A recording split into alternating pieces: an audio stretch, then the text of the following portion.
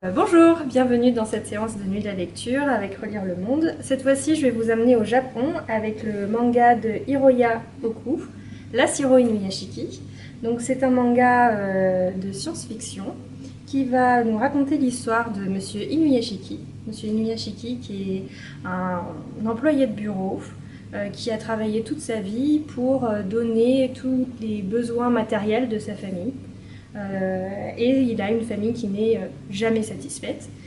Donc il travaille beaucoup et à cause de ça il a 58 ans mais il en paraît 80. L'histoire débute, il vient d'acheter une nouvelle maison à sa famille.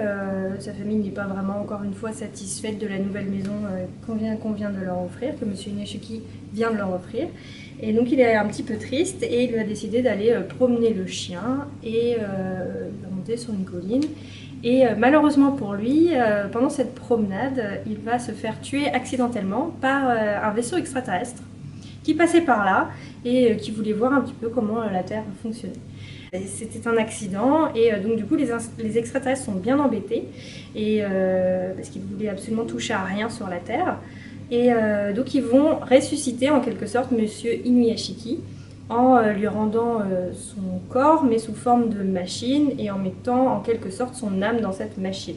Donc Monsieur Inuyashiki lui va se rendre compte de rien le lendemain jusqu'à ce que cette machine commence à se manifester de diverses façons. Et donc il va comme ça découvrir un petit peu toutes les nouvelles fonctionnalités de son corps. Et donc il va se rendre compte qu'il est devenu un petit peu super puissant. Et donc la question se pose à ce moment-là de qu'est-ce qu'on fait de toutes ces nouvelles capacités, de tous ces nouveaux super pouvoirs. Donc bien sûr, Monsieur Inuyashiki, qui est quelqu'un de très altruiste et très gentil, va décider de s'en servir pour un peu devenir le nouveau héros, donc un peu à la Marvel, un peu Iron Man, et commencer à sauver les gens en difficulté. Malheureusement, il va découvrir que ce soir-là où il s'est fait tuer par les extraterrestres et remplacé par une machine, il n'était pas le seul.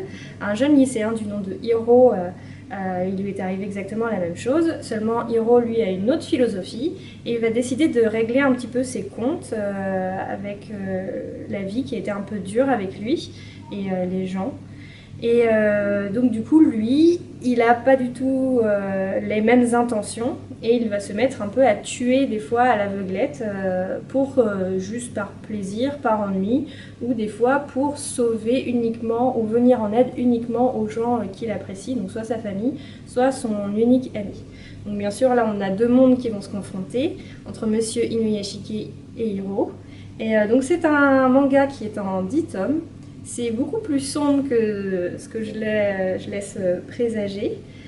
Et ça parle aussi effectivement de la société japonaise et de ses problèmes.